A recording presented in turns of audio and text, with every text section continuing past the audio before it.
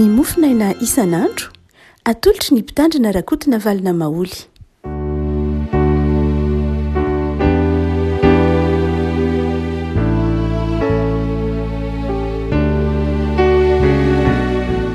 Falmirahaba antsika revako malala tratryty zoma 13 ny volana septambra ity ny mofinaina voalahatra ao antsika dia ny bokin'ny asan'ny apôstôly toko 210, asan'ny apôstôly toko 210 andiny fa 7:10 ka hatramin'ny fa 9:20. Asan'ny apôstôly toko 210 ny andiny fa 7:20 ka hatramin'ny fa 9:20. Vakitsika amin'ny anaran'i Jesosy.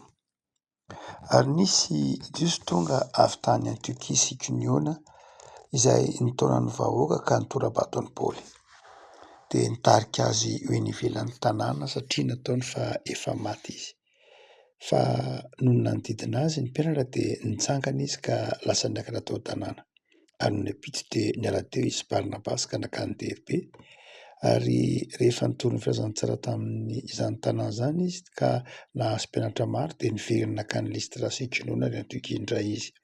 Nampahery ny fanahin'ny mpianatra ka nanatra azy aharitra amin'ny finoana sady nilaza fa tsy maintsy ho amin'ny fahoriana be no hidirantsika amin'ny fanjakan'Andriamanitra. Ary rehefa nanendry olona tao amin'ny isam-piangonana izy dia nivavaka sady nifandihanana izy ka dia nanolotra azy ho an'ny tompo izay efa ninory. Ary rehefa nandeha namaky an'i Pisidia izy dia tonga tany Pamfilia. Ary noho efa nitory ny teny tany Perga izy dia nidina nakany Atalia. Dia niondrina tsambo niala tao izy hakany Antiokia izay efa nanolorana azy ho amin'ny fahasoavan'Andriamanitra ho amin'ny asa izay nofitainy. Ary rehefa tonga tao izy ka namory ny fiangonana dia nilaza izay rehetra nataon'Andriamanitra taminy izay nombany azy sy namoahany farafaram-poroana ho an'ny jentil izy. Dia nitoetra elaela ihany tamin'ny mpianatra izy. Ray masonao, manomasinana amin'ny fahamarinana ny teninao no fahamarinana. Amen. Ny andininy fa 9:20 dia nitoetra elaela ihany tamin'ny mpianatra izy. Nahoana no mariny bokin'ny asan'ny apôstôly ity andininy ity manao hoe dia nitoetra elaela ihany tamin'ny mpianatra izy. Paoly io zany.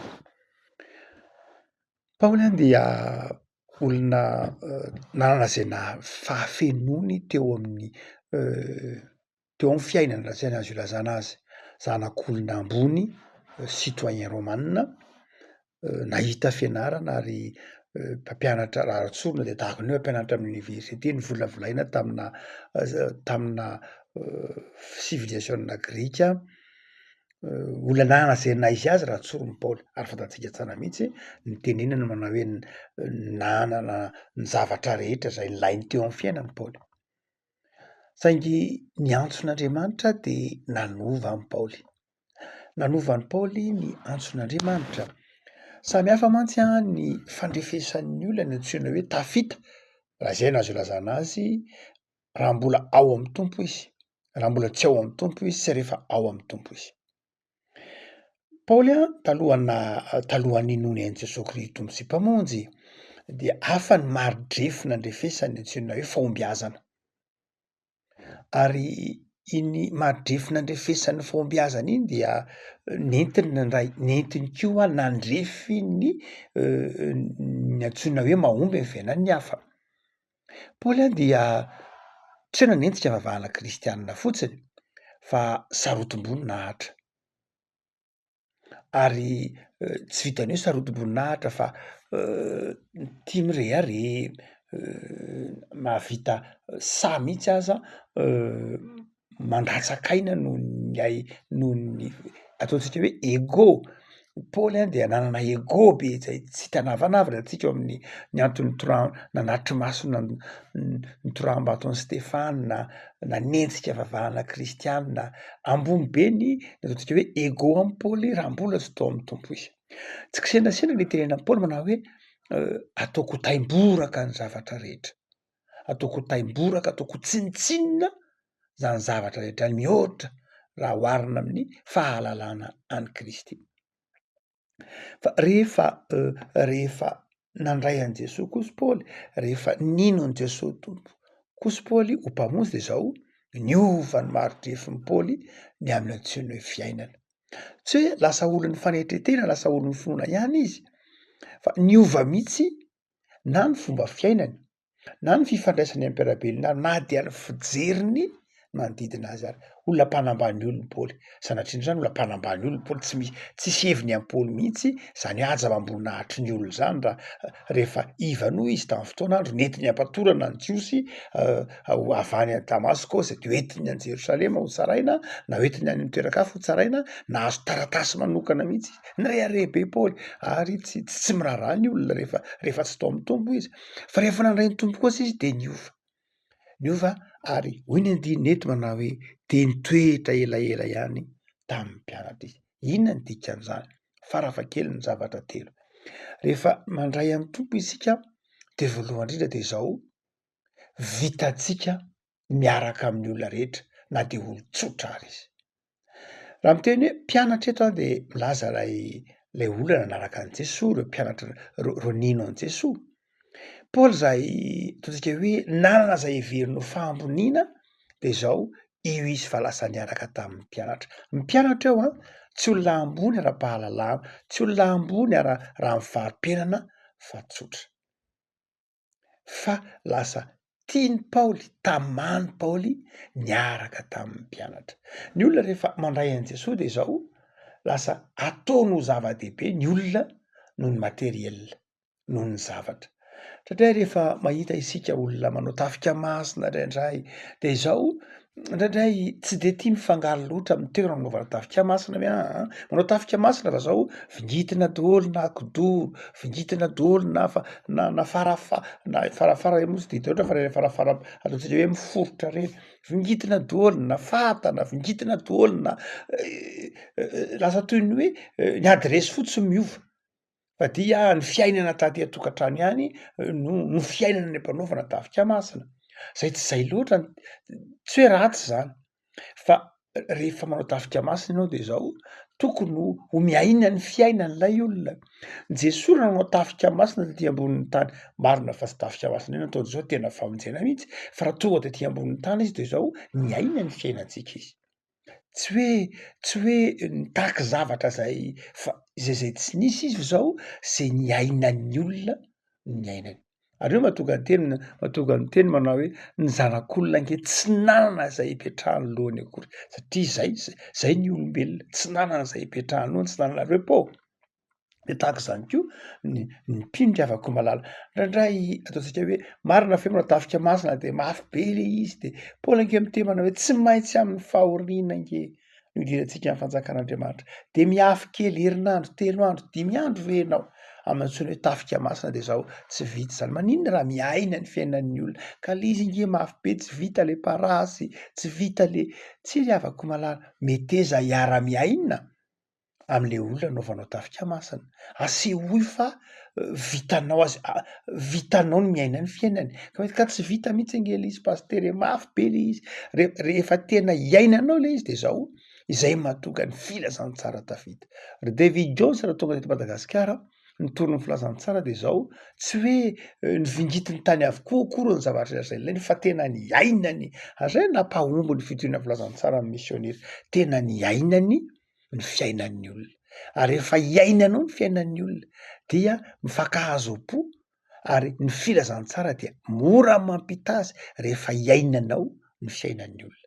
Zay ny dikan'ity teny ity manao hoe de nitoetra elaela ihany tamin'ny mpianatra izy, nanaiky niaina ny fiainan'lay olona tao amin'ny toerana nitorian'ny filazantsara. I Paoly tany Derbe zany io, na tany Listra, Ikoniona sy Antiokia, niaina an'lay izy. Fa ny faharoa de zao, raha miteny hoe niainana de zao tsy mampaninona mihitsy koa le fiankinan-doha.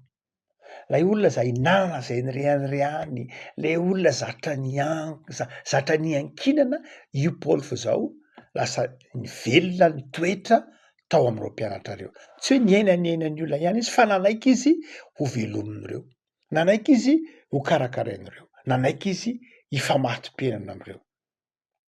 Havako zava-dehibe ihany hoe isan'ny ataontsika hoe toetra takiana amin'ny kristianina ny hoe tsy fanetretena ihany fa manaiky hiankina amin'olona. tsy hoe iankina sanatriany vavy hoe ho velomilay olona fa indraindray tsika rehefa tsy ao amin'ny tompo isika de mbola mirehare inona koa nitambatambazako anao, inona ndrarahiko anao, za manana ny maha izaha, za manana ny volako, za manana ny fahaizako, za manana ny fahendreko, za manana ny maha izaha, za manana ny fahamboniako sy ny sisa rehetra, za tsy mangataka, za tsy mitambitamby, tsy za ny arahaba-mialoha sy ny sisa rehetra. Fa rehefa ao amin'ny tompo lay olona anankiray rehefa nandray an' Jesosy, babon'i Jesosy de izao, io fa manjary tsy mampaninona azy na de miankina amin'ny hafa na ho velomin'ny hafa ary. Tsy ho velomin'ny hafa hoe tsy hanao na inona na inona fa lay hoe fiankinana. Foana lay ambo-po, resy lay ambo-po, resy lay firehariana, resy lay fisahozahoana fa manaiky iankina, manaiky hiara-monina, manaiky hifamato-penana amin'ny hafa. Ny havako io filazantsara io de manova olona. Rehefa iainana io filazantsara io de manova olona ary rehefa ao anatinao zay fanetretena izay de manjary manana fifaliana ianao. Fa ny fahatelo amin'ny teny koa izy manao hoe dia niara-nipetraka tamin'ny mpianatra elaela izy de midika fitiavana fiombonana. Fitiavana fiombonana. Tsy ilay Paoly zay ataontsika hoe io vao raha manam-pahaizana vao nametrahan-tanana, nitokanana amin'ny toko fahatelo ambiny fonana zay naizy azy de zao io Paoly fa zao lasa niara-nitakosona satria tia fiombonana, tia fiombonana. Ary izay toetra zay isan'ny havahan'ny kristianina, tia fiombonana ny olona rehefa ao amin'ny Kristy izy, tia namany izy, tia fiombonana izy, sarotry ny miaraka amin'ny namany. Zava-dehibe aminy lay fiarahana amin'ny mpiara-mivavaka.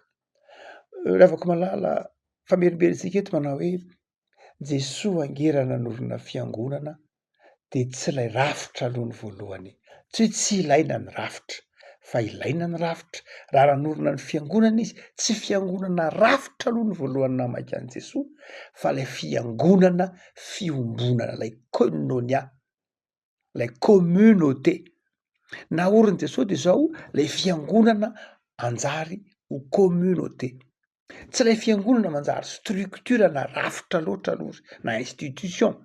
Zay ny voalohantsika mantsy rehefa miteny hoe fiangonana indray de lay institution ny mahamaiky atsika, lay rafitra ny mahamaiky atsika. Zay zava-dehibe zany mazava ho azy ny teny Martin Luther, raha ohatra ka fiangonana tsy misy rafitra, tsy misy fandaminana de zao devolo no manjaka hoy Luther.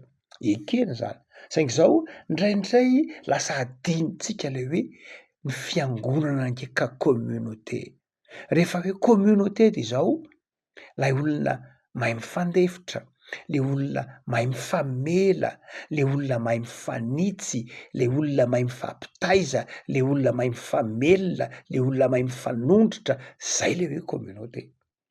Zay nahatonga ny Paoly niara-mitoetra tamin'ny mpianatra satria tsapany hoe io eny fa communauté izy, hitany ao anatin'lay communauté ny tenany. Inona lo hitany ao anatin'ny communauté ny tenany? Hitany ao lay zavatra ilainy, hitany ao anatin'lay communauté hitany ao ny identitény, hitany ao lay fisiny, misy heviny eo aminy lay manodidina azy, misy heviny am'reto olona reto ny fisiny. Havako malala, movenao tamana miara-mitoetra amin'ny mpiara-mivavaka, movenao tamana ao anatin'ny communauté. Sa rehefa ao anatin'ny fiangonana de zao miangona de lasa, miangona de lasa, ndraindray tsy mifampiarahaba, ndraindray tsy ny olona miangona de tonga maraina de mikipy kely eo mivavaka, ataoko hoe kely satria ndraindray tsy voatery hikipy ny olona. Dia tsy mijery izy moa zany le to alohako, izy le to aorianako, to am-piangonana, izy avy ny de de rehefa avy mivavaka de mitsorika any am-baravarana de lasa miainga any an-trano mihazakazaka hody hiangona, tonga ao am-piangonana mihazakazaka hody any an-trano. Indraindray tsy tsapantsika ny asarobidin'lay hoe communauté, hoe raha hoe ny fiangonana de rafitra fifankatiavana, rafitra fiombonana. Havako io ny tantaran'ny Luka manao hoe i Paoly ange de nitoetra elaely tao amin'ny mpianatra. Le havako zava-dehibe ny fiombonana sy ny fifankatiavan'ny mpino, zava-dehibe ny fifanampian'ny mpino sy fifanohanan'ny mpino.